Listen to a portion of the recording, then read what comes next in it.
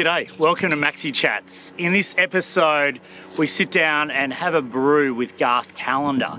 Garth is a ripping story, one of the first casualties, Australian casualties in Iraq. He's now the CEO of Bravery Trust. We really enjoyed this chat.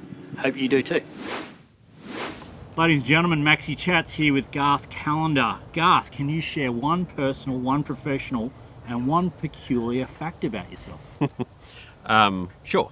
So personal, I'm the proud father of 3 daughters. Professional, so I run Bravery Trust, the veteran charity. And peculiar fact, hey, we're talking about defence industry.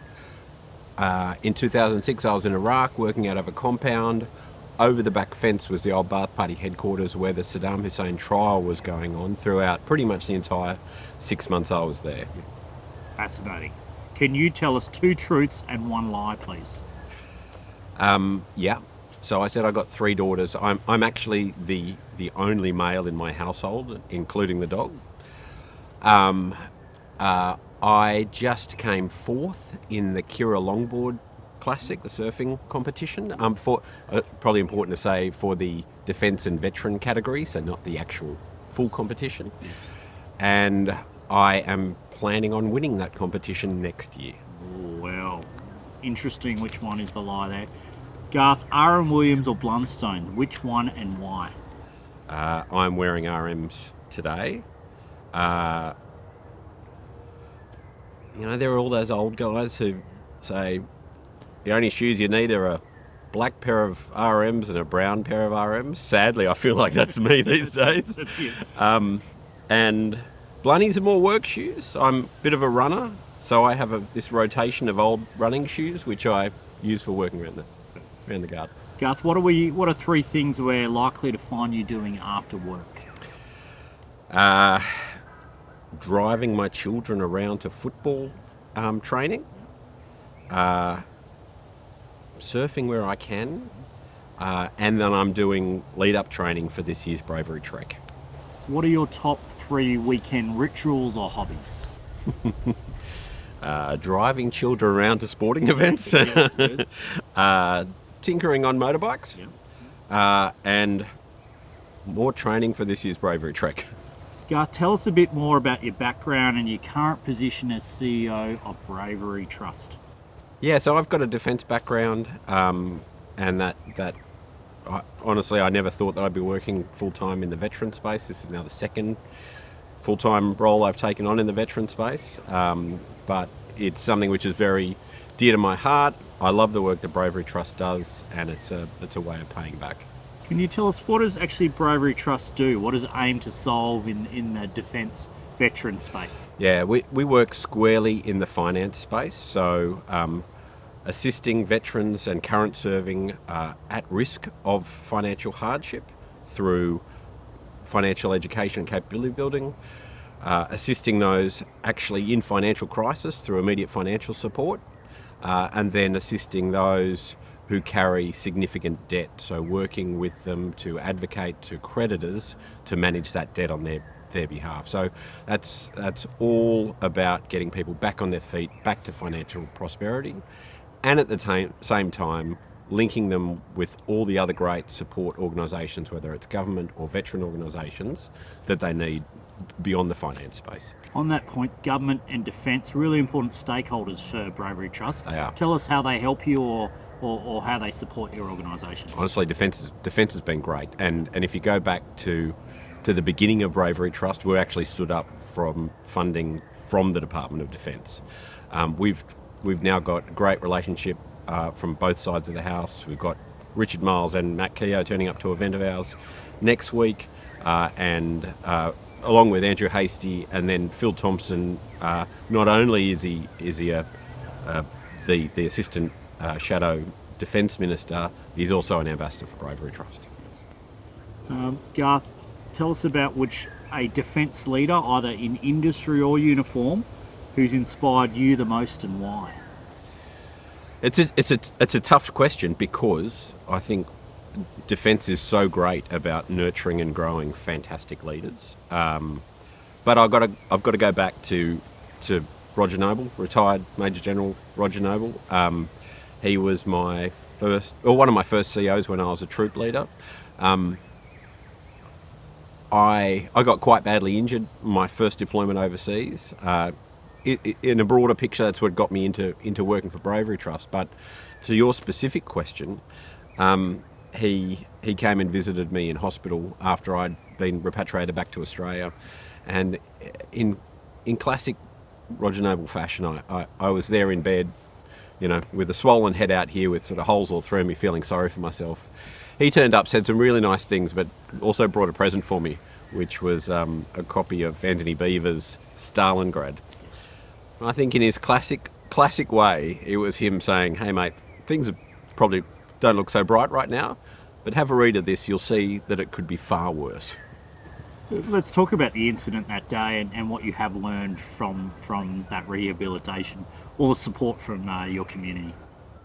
I was incredibly lucky. Like right from that time that bomb went off, I had 25 Australian soldiers around me who did everything. So all that training, all that professionalism came together that day. Protecting me from an angry, quite volatile crowd, providing me with first aid, while also sort of managing the injuries for the locals as well, which significant injuries and deaths from that IED strike, all the way through to getting me to hospital. And I had some pretty serious injuries, which could have taken my life if they hadn't got me to hospital so quickly. How's that experience helped you in your current role? Well, it led me to my current role. I mean, I look at that bunch of guys, that bunch of soldiers now, and say, of that group, a vast majority, sort of a good 20 of them, have gone on, done great stuff, have processed that event, have moved on. But of that, so we lost Matt 9 years ago to young onset dementia, which has been linked back to that same incident. There's a couple of guys who are hospitalised off and on and will probably never really get over that incident. And then a couple of guys that have good days and bad days. So I feel like my role in Bravery Trust is for those two groups. One, celebrating service and showing, that even through trauma, but regardless, people get incredible experiences, training, skills out of defence, while also making sure that smaller group who have a negative experience through defence are supported. Let's now sort of touch on defence capability. You know firsthand how important defence capability is, but you are an armoured corps officer, ex-officer. Yep. Talk to us about 3 defence capabilities you've heard about or that you'd love to see Australia acquire. My brain's in the veteran support space, so that's where I think, and that's where I think actually there's a place in there back in defence capability. I guess sort of philosophically, I'd love defence to shift its focus a little bit and understand that not everyone is going to go through all the way through to retirement. Not everyone's going to be Chief of Army. Not everyone's going to be RSM Army or equivalents. So it would be building capability for those within defence, particularly in my role with Bravery Trust. Building financial capability before people move on would be superb. I would love to see more work in the transition space, particularly those medically discharged who we know are at higher risk.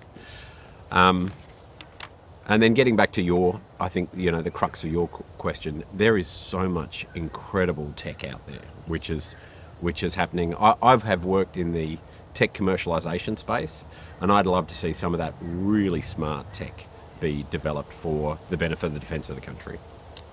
Okay, Garth, what's one of the toughest professional decisions you've ever had to make?